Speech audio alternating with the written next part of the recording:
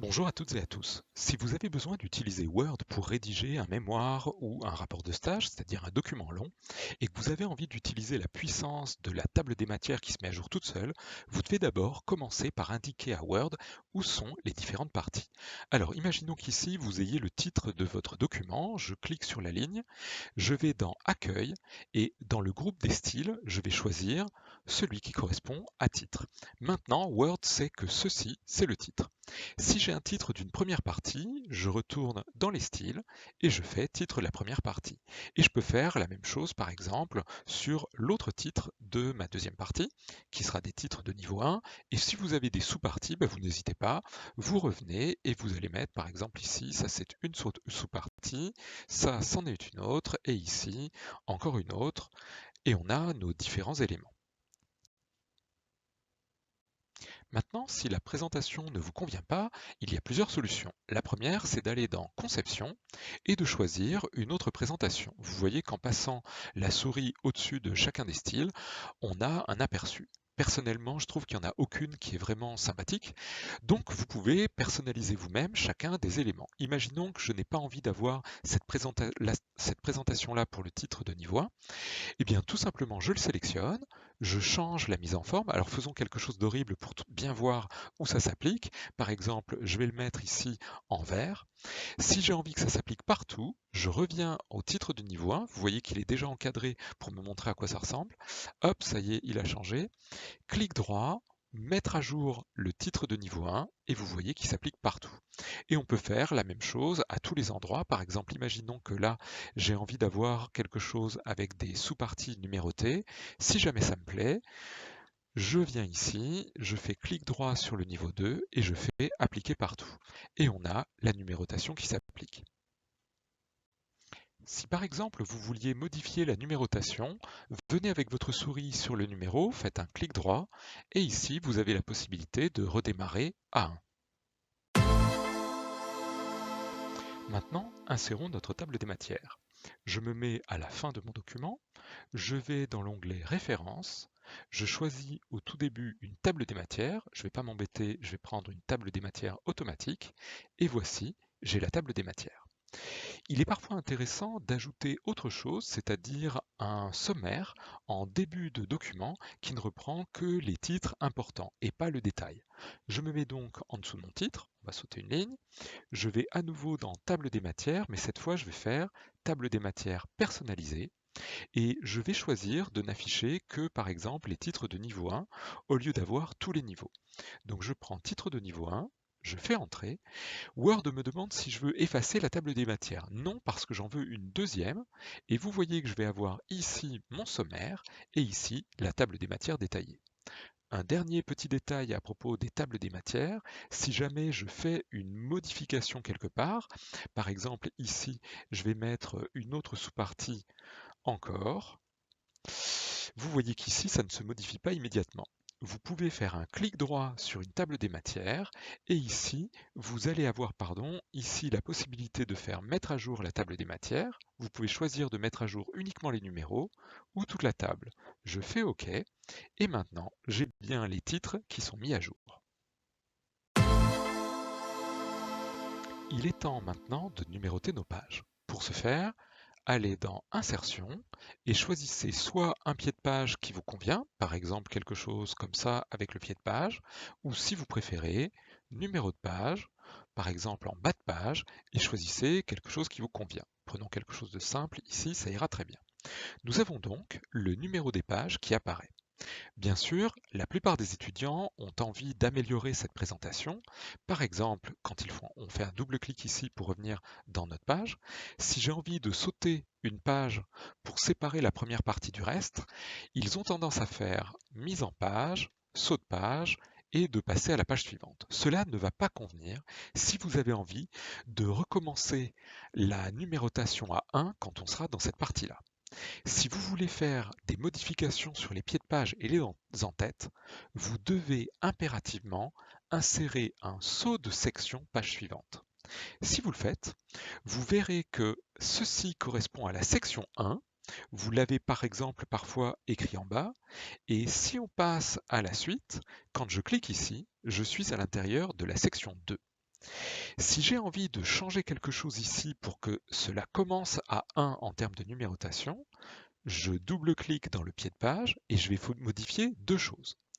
D'abord, clic droit, je vais ici dans Format des numéros de page et je vais dire que je veux commencer à 1. Comme on a changé de section, cela ne pose pas de problème. Je clique, c'est bien modifié, ça commence bien à 1. Par contre, si vous regardez en haut, vous allez vous apercevoir que ce numéro-là, ou ce pied de page, est lié au précédent. C'est-à-dire que si vous changez quelque chose dans la page d'avant, ça va se répercuter ici aussi. Or, j'aimerais supprimer le numéro de page de la page d'avant sans que ça le supprime ici. Je vais donc délier, je clique ici pour que ce ne soit plus lié, cette section-là avec la précédente.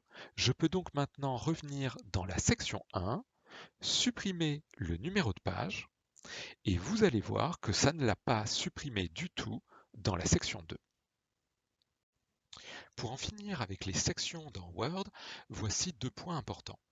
Lorsque vous sélectionnez quelque chose que vous auriez envie de mettre sur plusieurs colonnes, vous pouvez aller dans Mise en page et choisir par exemple 2 colonnes. Vous noterez que cette partie-là, Word crée lui-même une nouvelle section. On a donc ça qui est une première section, une autre section et ensuite une autre section encore. C'est important car dans les numérotations des en-têtes et pieds de page, cela peut avoir une incidence et cela peut créer des confusions. La deuxième chose, il est parfois intéressant d'insérer une page qui serait à l'horizontale au lieu d'être à la verticale. Pour ce faire, n'oubliez pas ce que je vous ai dit, on insère ici un saut de page avec un saut de section. On recommence après le texte qu'on veut insérer, saut de page, saut de section. Et maintenant, si vous vous mettez au milieu, vous pouvez changer l'orientation sans que ça change l'orientation pour tout votre document, ce qui aurait été le cas si on n'avait pas fait des sauts de section. Regardez, je vais juste réduire un petit peu. On a bien une des sections qui a une orientation différente du reste. Une dernière petite chose à propos des en-têtes. Les étudiants me demandent souvent comment afficher ici, non pas le titre du document, mais le titre de la partie dans laquelle on est. Pour ce faire, c'est un petit peu avancé. Il faut chercher dans votre édition de Word où se trouvent les champs. Alors ici, normalement, quand on vient dans Insertion en tête, pied de page, vous avez la possibilité d'insérer un certain nombre de choses et je crois que dans Quick Part, on a quelque part inséré un champ. Je suis donc dans mon en-tête, je fais insérer un champ, je cherche ici le champ qui s'appelle Ref Style, c'est un petit peu barbare mais c'est comme ça, et je choisis d'afficher le titre de niveau 1. Quand je clique sur OK, vous voyez que on a le titre qui se répète sur toutes les pages de ma partie numéro 1. Et si vous aviez envie que ce soit le cas sur les autres parties, vous pourriez en faire autant. Imaginons maintenant que vous vouliez supprimer des sauts de page ou des sauts de section que vous auriez fait en trop. Rendez-vous dans Accueil et cliquez sur le petit P inversé qui affiche tous les caractères spéciaux. Il ne vous reste plus maintenant qu'à supprimer les éléments superflus de manière à avoir quelque chose qui vous convienne. Je supprime les différents sauts de section et vous voyez que mon nombre de sections repasse de 1 à 2 au lieu d'en avoir 3 ou 4 comme tout à l'heure.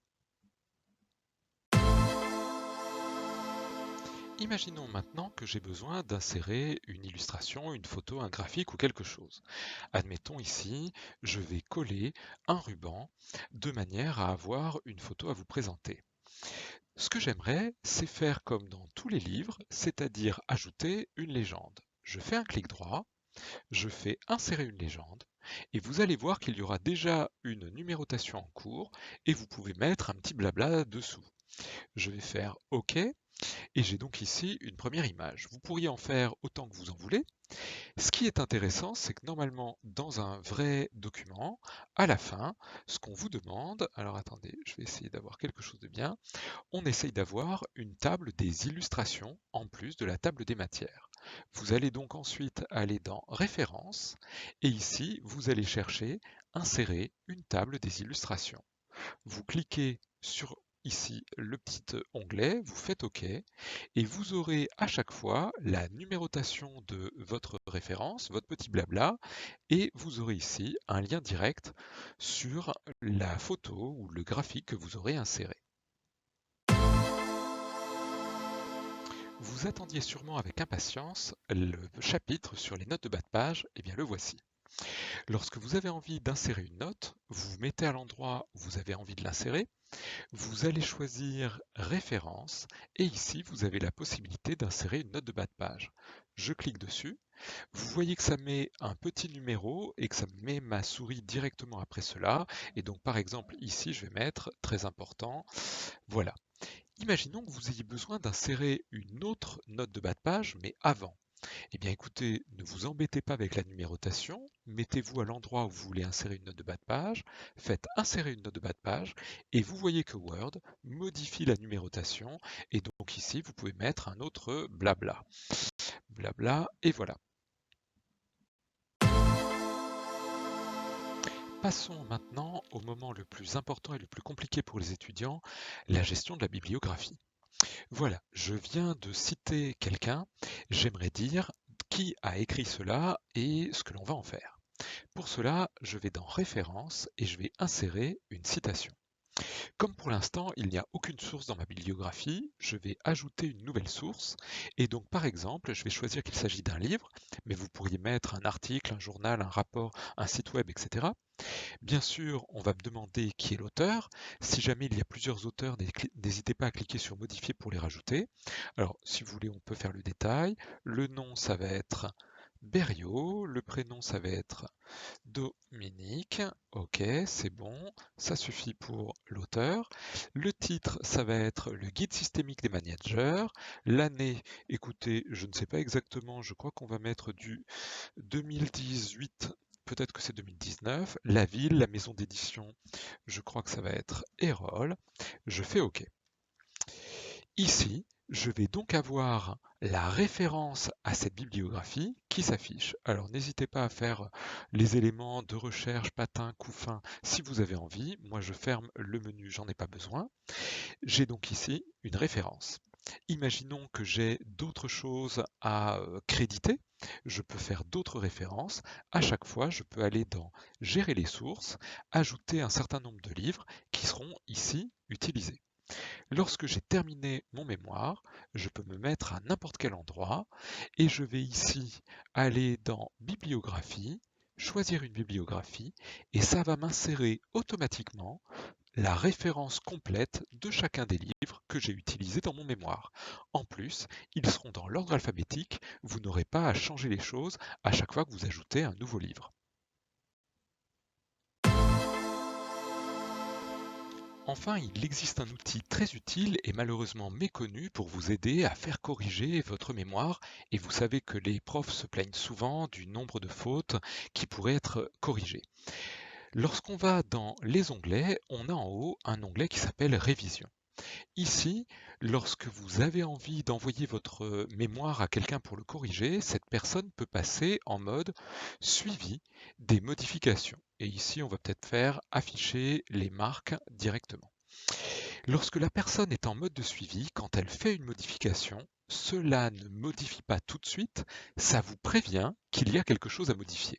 Donc ici, par exemple, quelqu'un relit comment faire marcher la modification. Peut-être que quelqu'un va corriger en disant comment faire fonctionner la modification.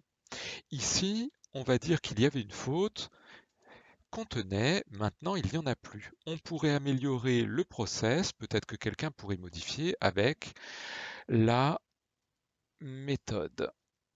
OK. Admettons, la personne vient de relire votre document, a fait un certain nombre de modifications. Vous pourriez maintenant recevoir votre document, vous allez arrêter le suivi des modifications et vous allez passer en revue les différentes marques. Donc par exemple, ici, je vais aller à la première et je choisis si je l'accepte ou si je la refuse. Je l'accepte, vous voyez que la modification est prise en compte. Je passe à la suivante. Ici, est-ce que je le veux ou est-ce que je ne le veux pas?